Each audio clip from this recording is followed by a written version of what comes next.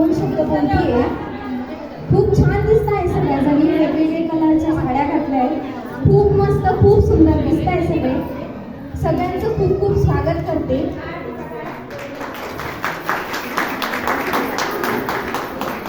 स्त्री ही जिव्हाळ्याने पाहिलं तर बहिणीची माया आहे.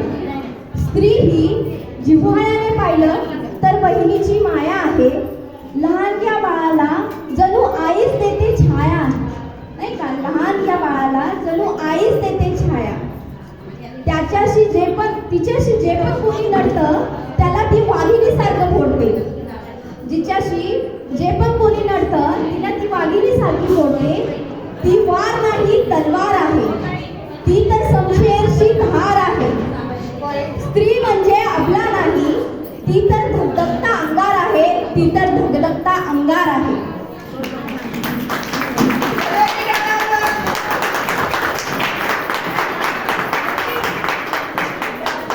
नमस्कार, मी पूजा गायकवाड. आज 8 मार्च म्हणजे जागतिक महिला दिन. जागतिक महिला दिनानिमित्त मी सगळ्या तांबोळीनगरच्या महिलांचं खूप खूप स्वागत करते आणि जागतिक महिलाच्या शुभेच्छा देते. आज सकाळपासून सगळ्यांच्या मोबाईलवर आणि सगळ्यांना शुभेच्छांचे वर्षाव येत आहे, नाही का? व्हॉट्सअप असो, फेसबुक असो, इंस्टाग्राम असो, सगळ्या गोष्टीवर भरभरून शुभेच्छा येत आहे. पण हा शुभेच्छांचा वर्षाव आजच्या दिवशीच का बरं? इतरत्र दिवशी आपण महिला नसतो का? असतोच ना. मग महिला दिनाच्या दिवशीच का बरं? आपला महिला दिन, जागतिक महिला दिन हा प्रत्येक दिवशी सेलिब्रेट झाला पाहिजे. आपल्याला अभिमान आणि स्वाभिमान आहे की आपण महिला आहोत.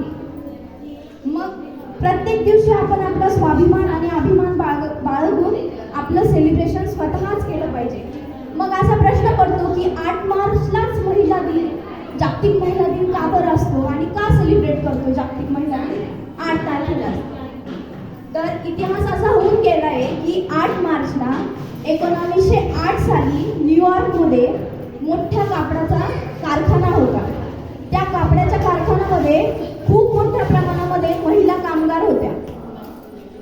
तर त्यांच्या काम त्यांच्याकडनं खूप केलं जायचं, पण कामाचा मोबदला त्यांना खूप कमी मिळायचा.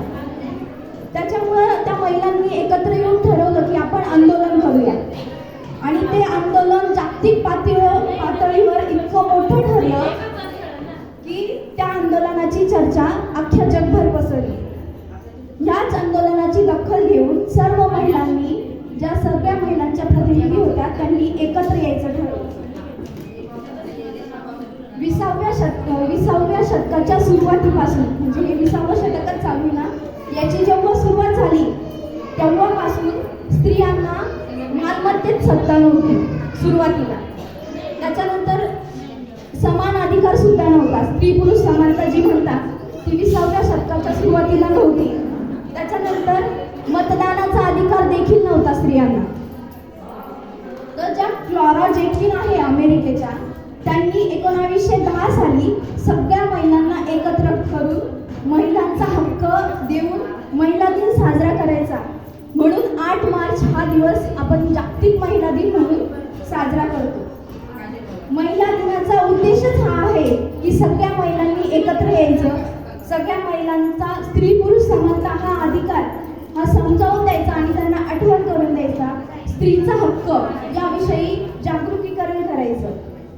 अहो, आपला इतिहासच सांगतो की जे हिंदवी स्वराज्य छत्रपती शिवाजी महाराजांनी निर्माण केलं, त्यांना घडवणाऱ्या राजमाता जिजाऊ या स्त्रीच होत्या. तसंच सावित्रीबाई फुले, अहिल्याबाई होळकर, रमाबाई, झाशीची राणी अशा कितीतरी महान स्त्रिया आपल्याकडे आदर्श आहेत. त्यांना आपण मानाचा मुजरा आणि सलामी करू.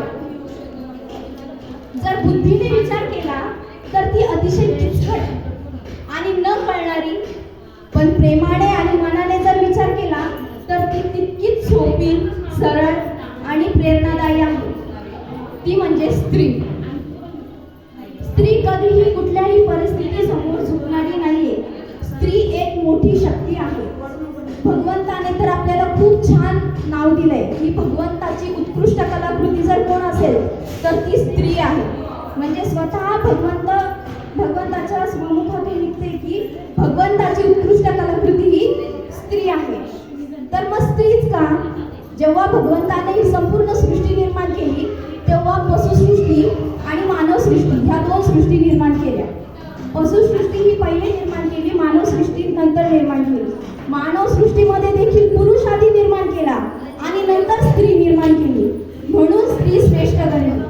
आता त्याच्यात काय स्त्री श्रेष्ठ गणण्यासारखा असा प्रश्न पडतो. एखादा मोबाईल जर बघितला आपण तर त्याचा अपडेटेड व्हर्जन जर बघितलं तर जुन्या मोबाईलपेक्षा नवीन मोबाईल हा सरसच असतो, भारीच असतो, नाही का?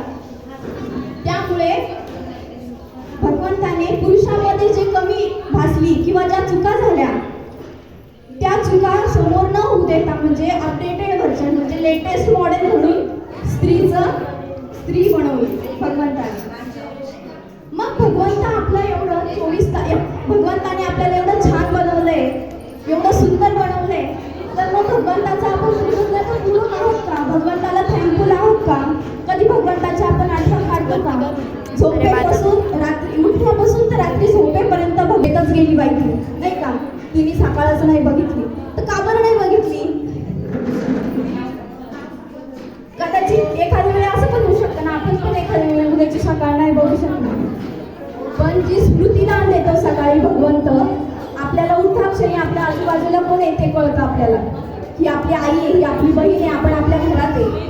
आणि त्याच्यानंतर भगवंताचं उठल्या उठल्या आपण नाव जर घेतलं तर तो स्त्री शक्ती अजून वाढेल. त्यांनी दिलेली आहे, फुलवलेली आहे, पण अजून काही. त्याच्यानंतर भगवंत आपल्याला परत एकदा भेटायला येतो. जेव्हा आपलं जेवणाचं ताट आपल्या समोर येतं तेव्हा भगवंत बघत असतो की आपण त्याची आठवण काढतोय का, निदान ताटाला तरी नमस्कार करतोय का. भगवंत बघतो, त्यांनी जर ताटाला नमस्कार केला तर ते प्रसाद रूपी आपल्याला ग्रहण होतं. आणि जर त्यांनी नाही हात जोडून जर नाही ग्रहण केलं तर ते आपण आणि पशुमध्ये काहीच फरक नाही राहणार. जसे चिमण्या कावळे कुत्र्या वगैरे खात आहेत, अन्न समोर आलं की तसं पण आपण खातोय, म्हणजे आपल्यामध्ये त्यांच्यामध्ये काहीच फरक नाही राहिला, नाही का? तसंच अजून एकदा जेव्हा आपण झोपतो तेव्हा सुद्धा भगवंत आपल्याला भेटायला येतो. या झोपताना माझी आठवण काढतोय की नाही? झोप केव्हा देतो भगवंत? जेव्हा आपण दिवसभर सगळं काम करून थकून जातो. स्त्री ही घराचा पूर्ण भार सांभाळते, ती थकते पण झोपल्यावर डोळे कोणत्या मिनिटाला मिटले आपण हे सांगू शकतो, पण नेमकी झोप कितव्या सेकंदाला लागली हे आपण सांगू शकतो का? नाही सांगू शकत. मग ही झोप कोण देतं? भगवंत देतो ना. मग एवढं सगळं भगवंत आपल्याला देतो तर आपण भगवंताची आठवण ठेवतोय का? निदान ठेवतो म्हणजे काय, आपल्याला फक्त देवदेव करत नाही बसायचंय, फक्त थँक्यू देवा तुम्हाला अजून ठेवलं, थँक्यू देवा एवढं पंचपक्वान्नाचं ताट माझ्या समोर दिलंय, थँक्यू देवा तू माझी झोप पूर्ण करून, नाही का? एवढं फक्त कृतज्ञतापूर्वक राहायचंय. देवाने आपल्याला एवढं सुंदर बनवलंय आणि भगवंताची उत्कृष्ट कलाकृती म्हणून त्यांनी संबोधलंय आपल्याला. तर जाता जाता एकच सांगते स्त्री शक्तीला की पुन्हा भीड वादळाला तपत्या निखाऱ्याच्या भीती दाखवणाऱ्याला दाखव की धगधगती आग ती काय असते. ती धगधगती आग ती काय असते? ती आग म्हणजे स्त्री असते, ती आग म्हणजे स्त्री असते. धन्यवाद.